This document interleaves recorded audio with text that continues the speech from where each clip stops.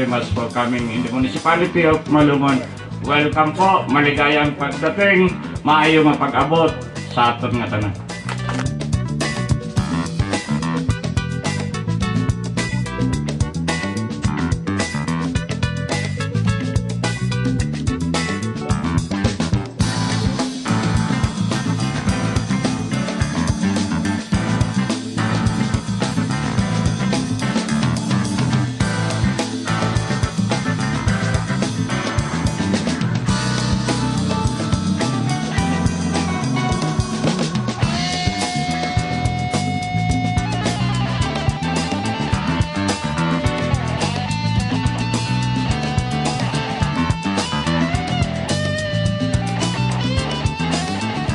Sa susunod na 2 araw, ilalahad ng ating mga veteranong speakers ang kanilang pinakamabagong teknolohiya sa pagpaangat ng industriya ng mangga.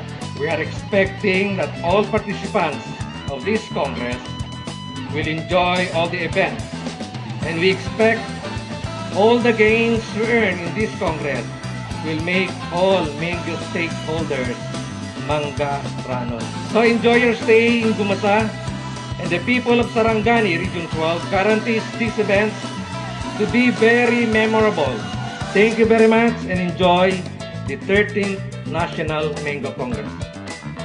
I'm very happy with the Governor, the Vice Governor na dito po ginawa sa bayan namin itong Menggo Congress, at ma-advertise din namin yung mga beaches namin po sa buong Pilipinas. Kasi sinasabi nila, yung bayan ng Glan daw, yung beach namin, parang Boracay. Ayoko pong matawag na parang Boracay. Gusto ko lang matawag yung bayan namin siguro na simply Glan. We in the provincial and local government have made every effort to ensure the successful holding of this year's Congress, considering that this is the first time that such an event is being held in this part of the archipelago. Once again, on behalf of the municipality of Glan, sa aking mga mababait na mga councilors, welcome, and it's a great honor and pleasure to have you all here sa Glan po.